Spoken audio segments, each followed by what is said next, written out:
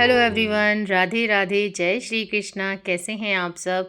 तो जी अभी कुछ टाइम पहले मैंने आप लोगों के साथ में अपनी प्रेगनेंसी जर्नी और मैंने कंसीव किस तरीके से किया, मुझे कितनी कॉम्प्लिकेशंस हुई, वो सभी चीज़ें मैंने आप लोगों के साथ में शेयर की थी।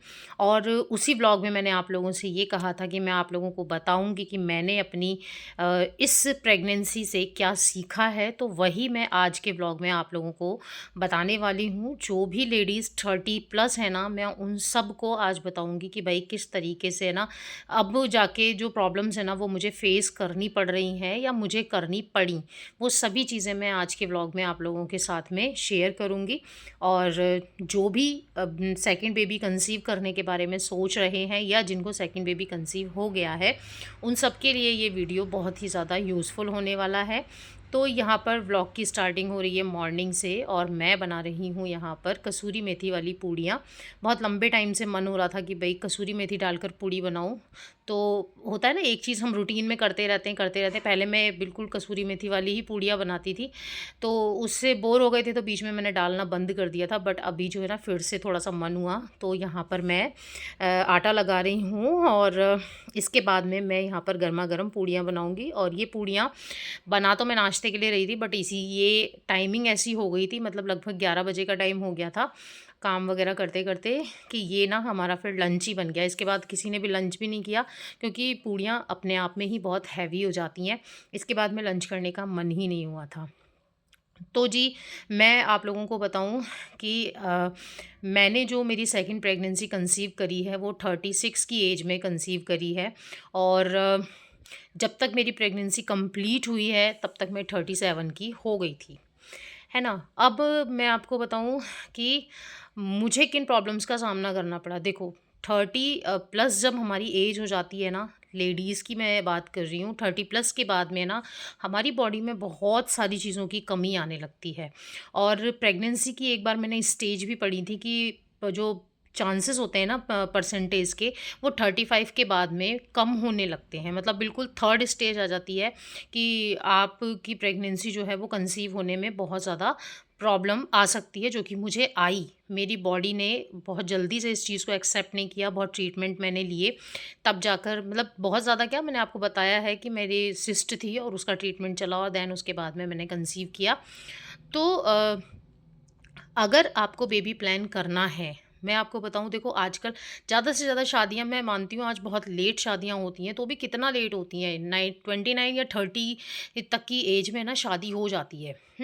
लेकिन उसके बाद भी है ना, आजकल की जनरेशन ये सोचते हैं, को हम भी आज की जनरेशन के ही हैं, लेकिन हम ये कहेंगे कि हमसे आगे की जो थोड़ी सी कुछ साल और आगे की जनरेशन निकाल दीजिए, तो वो ये सोचते हैं कि यार अभी तो शादी हुई है, अभी हम मौज मस्ती करेंगे, अभी हम ये करेंगे। आप मौज मस्ती कीजिए, बट बहुत लंबे टाइम तक नहीं। ऐसे देखिए, पहले ही आप लेट हैं, आप आपकी शादी में पहले ही लेट हैं। आपकी शादी 29-30 साल की एज में अगर आपकी शादी हो रही है, तो आप ऑलरेडी लेट हैं, क्योंकि आपने प्रेगनेंसी की जो फर्स्ट जो टाइम होता है ना भाई, ऐसा बोलते हैं कि 18+ के बाद से लेकर और 27 या 28 तक का जो टाइम होता है, या आप एक ओवरऑल लेके चलिए 30 मान लेते हैं हम, वो फर्स्ट राउंड होता है। अगर आपने उस टाइमिंग पे अगर प्रेगनेंसी आप प्लान करते हैं तो वो बहुत ईजिली हो जाती है।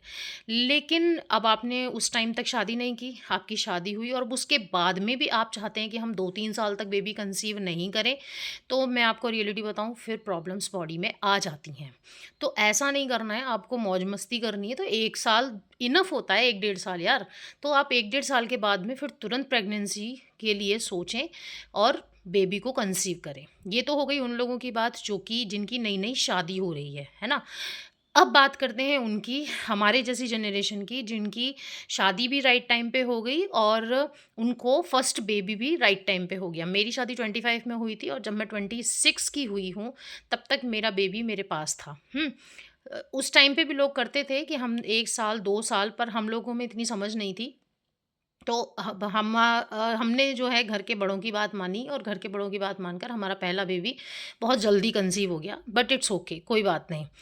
तो लेकिन अगर आपको सेकंड बेबी कंसीव करना है, तो मैं आपको यही सलाह दूँगी कि आपका बेबी जब 3 या 4 साल का हो जाता है या मैक्सिमम 5 साल, इससे ज़्यादा का टाइम आपको नहीं लेना चाहिए, इससे ज़्यादा का गैप आपको नहीं लगाना चाहिए।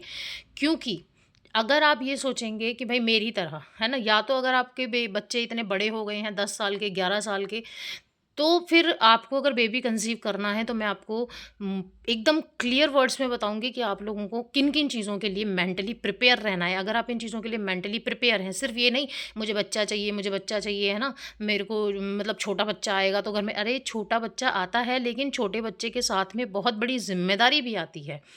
अब देखिए, अभी आप छोटे एक बच्चे के लिए जग रहे हैं, है ना? रातों को परेशान हो रहे हैं, सब कुछ हो रहा है। तो उस बच्चे के एक आपका एक रिदम बना हुआ है, तो उस रिदम में चलते-चलते आप दूसरा बेबी अगर कंसीव कर लेते हैं, तो आपका रिदम नहीं टूटता, आपकी बॉडी उस चीज़ के लिए अभी प्रिपेयर है। आपका शरीर उस चीज़ के लिए तैयार है कि हाँ भई, चलो रातों को जगना, है ना? और बच्चे की केयर करना, वो चीज़ें अभी आपके पास हैं। लेकिन अगर आपको मेरी तरह एक लंबा गैप लग गया है, तो मुझे किन चीज़ों का सामना करना पड़ रहा है, वो मैं आप लोगों को बता देती हूँ।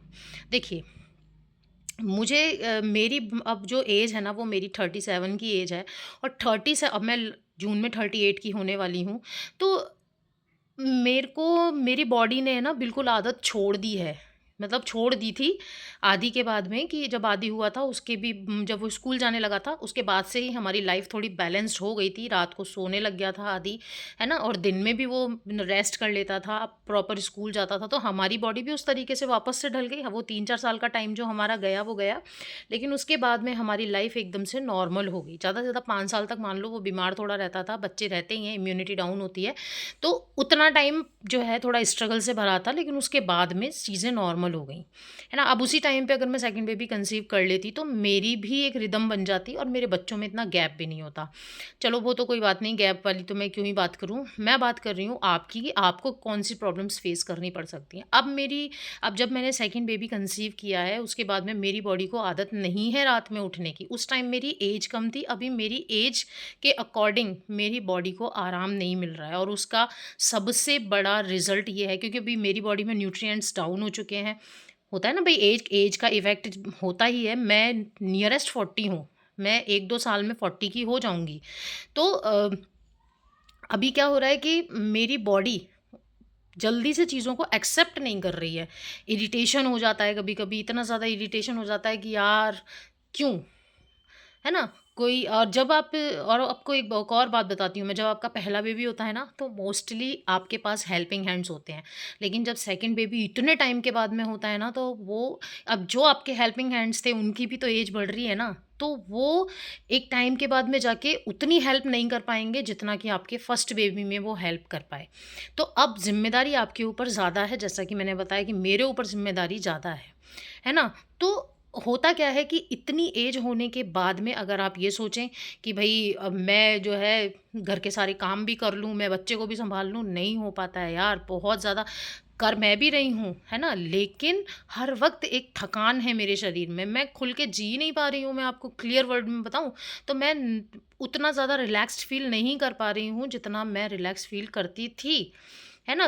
बिल्कुल भी टाइम नहीं है, आप बच्चे को भी सँभाल रहे हो, आपका बड़ा बच्चा भी है, बड़ा बच्चा भी ठीक है, बड़ा है लेकिन उसकी ज़िम्मेदारियाँ भी हैं ना, सुबह उठ के लिए उसके लंच भी बनाना है, भले ही आप रात में सोए हो या नहीं सोए हो, लेकिन सुबह उठ के उसके लिए भी लंच बनाना है, उसकी तैयारियाँ भी करवानी है, उसकी पढ़ाई-लिखाई भी देखनी है, साथ में आपके साथ में जो बड़े-बुज़ुर्ग रह रहे हैं, उनका भी ध्यान रखना है, आपको अपने घर का भी ध्यान रखना है, घर के काम भी करने हैं, और ये सभी चीज़ें एक एज के बाद में बहुत ज़्यादा मैटर, मतलब बॉडी को थका देने वाली हो जाती हैं।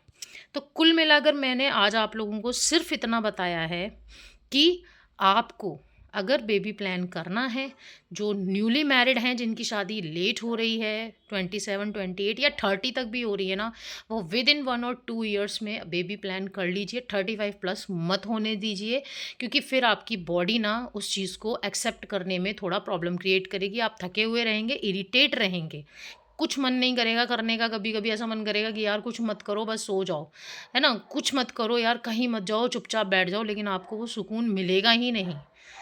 तो इन चीज़ों से बचने के लिए आप टाइम से बेबी कंसीव कीजिए, टाइम से जो है बेबी प्लान कीजिए। और अगर आपका सेकंड बेबी है तो मैं तो यही बोलूँगी कि अगर आपका फर्स्ट बेबी 5 साल तक का है ना? या अभी भी अगर आप 6-7 साल तक का भी है और आप सोच रहे हैं तो आपको इस टाइम बेबी प्लान कर लेना चाहिए, ज़्यादा टाइम नहीं लगाना चाहिए। तो इसी के साथ आज का व्लॉग कंप्लीट होता है। यहाँ पर खाने में बन चुकी है पुदीने की चटनी, पूड़ी और रायता। और आई होप आप लोगों को आज का व्लॉग अच्छा लगा होगा। व्लॉग अच्छा लगा हो तो एक लाइक दे दीजिएगा, चैनल को सब्सक्राइब कर लीजिएगा। जल्दी मिलती हूँ नेक्स्ट वीडियो में। राधे राधे।